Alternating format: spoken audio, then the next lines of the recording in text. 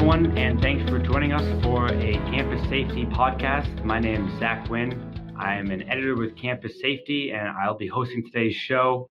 You'll notice we haven't recorded many podcasts lately, but it's definitely a medium that Campus Safety is looking to get more into and kind of experimenting with it right now to see if it's something that our audience likes. So if you do, give us some feedback, or if you don't, give us some feedback, and we can go from there. Today, I'm going to be speaking with Paul Timm. Paul is a longtime physical security consultant, and he's spent a lot of time helping school officials. He's presented at a bunch of our campus safety conferences, and his sessions are consistently the ones that our attendees say they get the most out of. So I'm thrilled to have him on. Paul, first of all, thanks for joining me today. I'm glad to be here, Zach. Thank you for including me. Yeah. And so I think it'd be a good start. We're going to be talking about emergency drills today and how school officials can get the most out of these exercises. So Paul, first of all, why don't you start by telling us about your experience with emergency drills and what you do in your security consulting roles? Sure. Well, first I want to let you know that I grew up at Argonne National Labs, which is a Department of Energy facility in the Chicago area. And so I was exposed to the need for emergency preparedness and, for that matter, loss prevention services, back in my youth. My dad worked there and was tasked at one point with the site security upgrade, and from there started his own consulting business in 1984, a business that I joined in the late 90s and then began to run in 2005. And now I work for a firm called Facility Engineering Associates, which bought Rita Security, and we now became a sort of a division of FEA back a year ago now. Great. And so, tell me about sort of some high-level goals that, school officials should be getting out of these emergency planning sessions. What are some top-of-mind objectives for when people sit down? Well, I always like to talk about the 3 C's. The first one is that whatever we're doing in terms of emergency preparedness should be collaborative. If anyone is attempting to put together emergency procedures and plans in a silo, you are already in big trouble. We've got to have a broad base of stakeholder input, and so it must be collaborative. Second of all, the plans that we have in place, the procedures that we follow must be current. Things are changing, and what we do for in the event of an active shooter is different than what we used to. In fact, Zach, what we do for tornadoes in schools is different than what we were doing just 5 or 10 years ago before the Joplin tornado took place. So, things are constantly changing. Federal guidelines are changing and evolving. Our planning must be current. And then the final C is comprehensive. A lot of times we look at emergency plans and we say, okay, they've got everything from A to Z except for they're missing MNOP. And so whatever we're doing in terms of emergency planning must be as comprehensive as possible. And you know what I'm talking about, because over the years we had to add in things like H1N1 or business resilience or whatever it might be, business continuity. Those kinds of things I find are often missing with emergency plans that are outdated or simply not comprehensive. So those 3 C's: collaborative, current, and comprehensive. Great. And so what kind of training exercises specifically do you advocate for K through 12 schools and colleges? Well, probably 2 come to mind right off the bat. The first one is, I would say our functional drills are so important. We must be doing fire drills. We must be doing severe weather preparedness drills, and we must be doing some kind of violence preparedness drill, like an active assailant kind of a drill. And that goes for all levels of education, K through 12 and higher education. A lot of times, Zach, I'll find myself on a university campus and they haven't conducted a fire drill in that particular building or whatever it might be, maybe for years, if ever. And so we have to actually walk through those drills.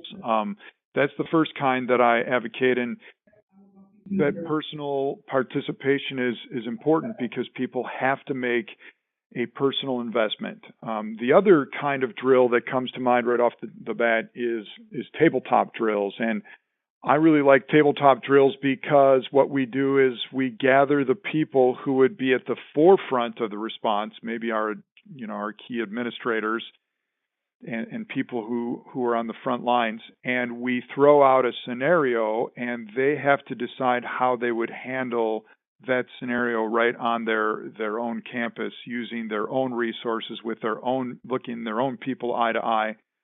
Those would be the two kinds of drills that I think are most important.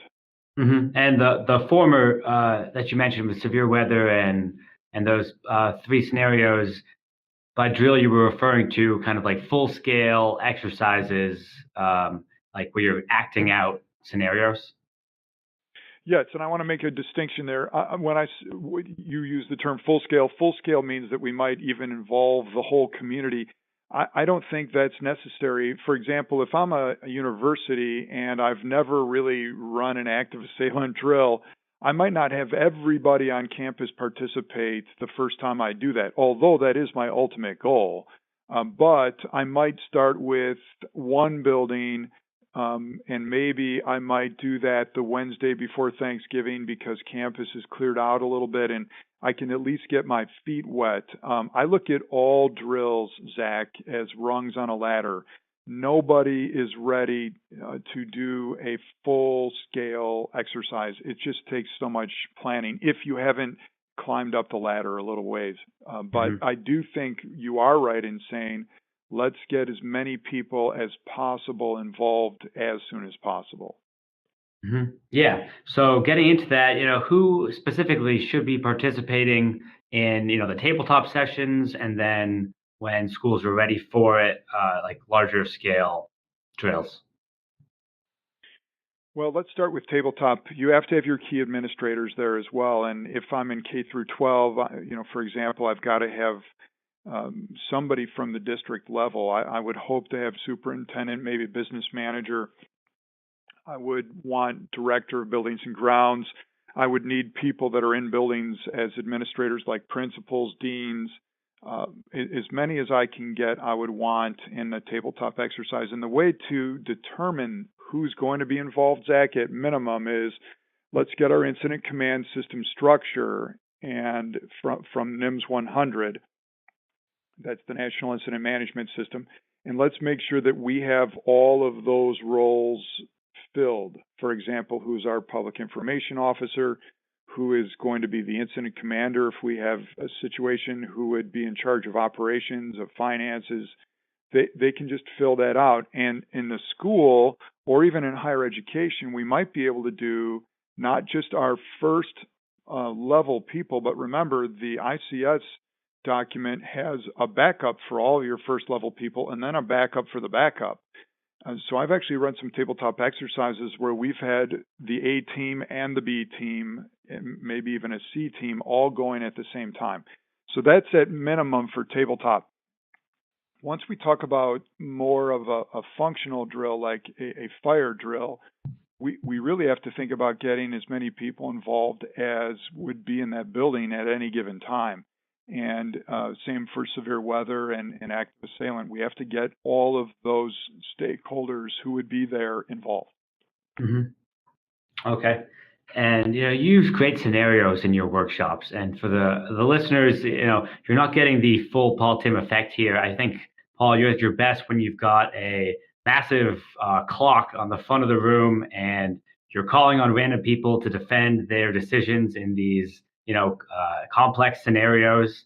And that really gets people thinking. You get the pressure and the real time simulation of what these scenarios entail. So, how do you have any suggestions for school officials for, if they're looking for good scenarios and just looking for best practices and like to get the most out of them? Yes. Thank you, by the way, for the compliments. And I would say that Google is probably the best way.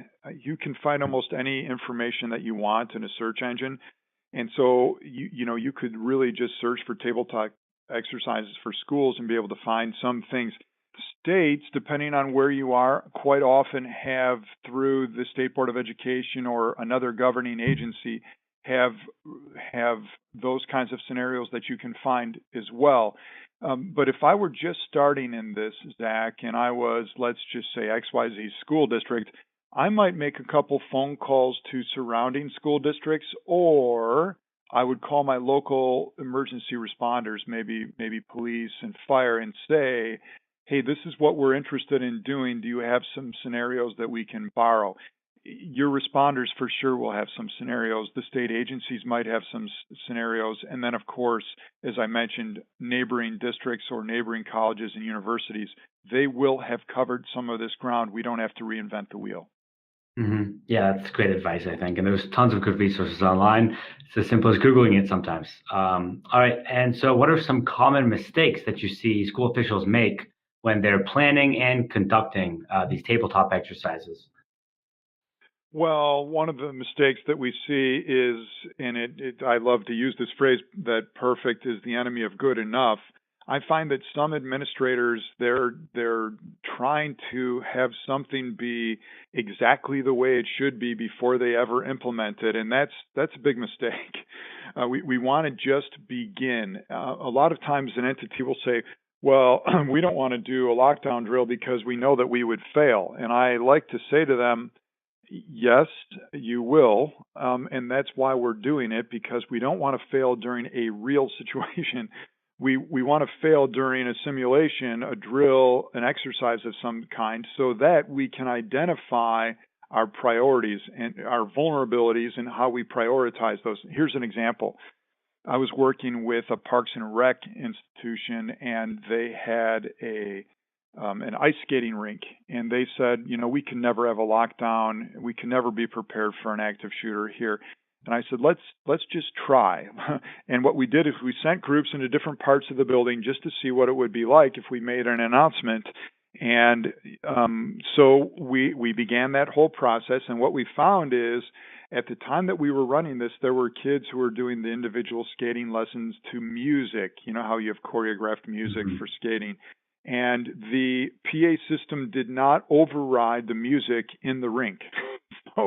So they couldn't even make a mass notification announcement. Well, that's a big problem. And it was discovered because we ran a drill. And you say, well, Paul, that really sounds ultra obvious. And all I can say is this: if we're not addressing the ultra obvious on our terms, it's going to have to be addressed when it really counts. And if we fail then we're really in big trouble. So that the first mistake is waiting too long, waiting for something perfect. I think the second mistake is that we don't have a sufficient number of stakeholders. And what happens then is we say to our security department or to our campus police or whomever it might be, please just do this drill so we can check it off our checklist. But they do the drill. They were already interested in the drill. They know how to run the drill, but all of the people that we needed to get input from weren't there. So it must be that we've got a broad base of stakeholders, and I find many administrators forget that. Mm-hmm. Yeah, and so do you have any advice for school officials that are struggling to get administrators, stakeholders, the higher level people in a district or college, how to get them to make emergency planning and to make these drills a priority? Yes, the first thing I would say is we have to educate.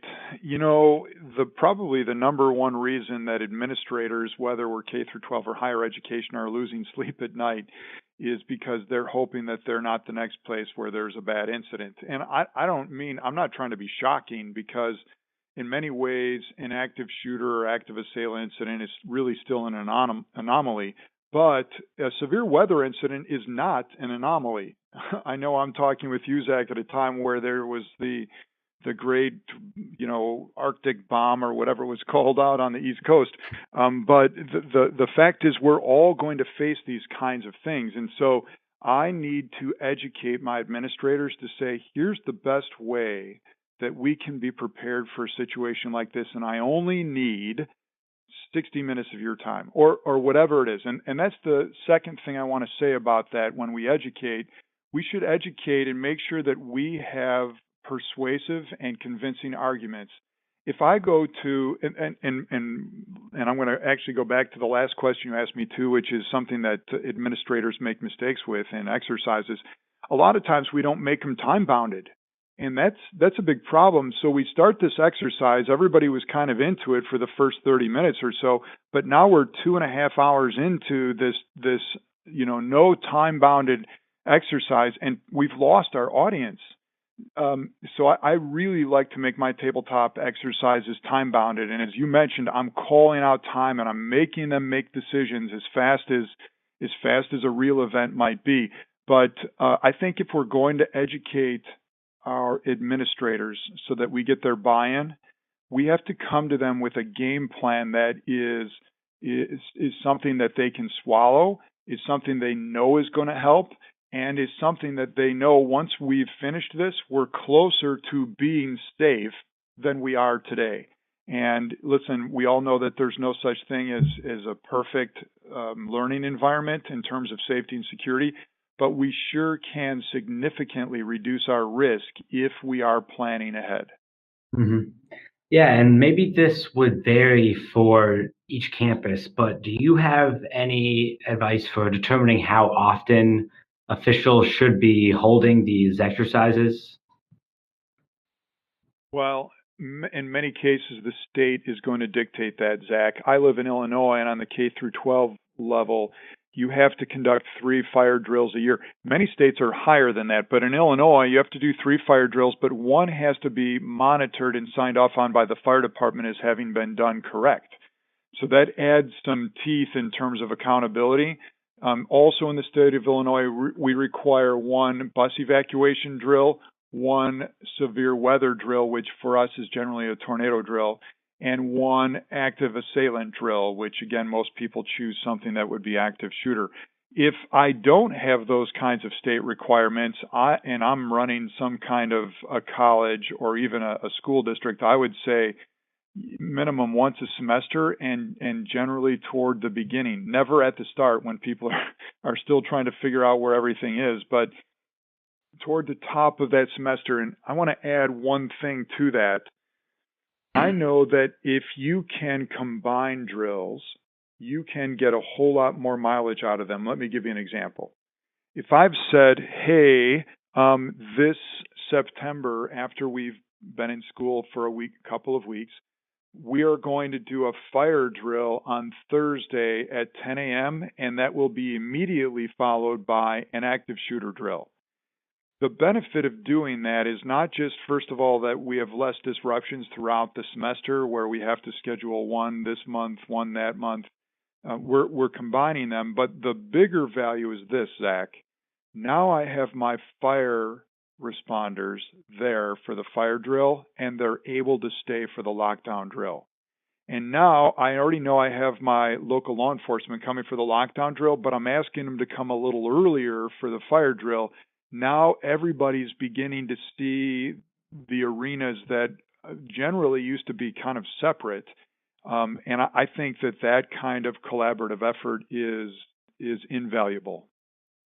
Yeah, that's great advice. And so, wrapping up here, do you have any more tips for school officials who are trying to start this program of regular emergency exercises and getting the most out of them? Yes, the phrase that I like to use the best goes like this. There are only 2 times where we will know if our emergency procedures work. One of those times is during the actual emergency, which of course would be inconvenient if we find out that they're not working. The other is if we're practicing. Whatever we can do to practice, even if we're failing miserably, is like money in the bank in getting ready for an actual emergency. Absolutely.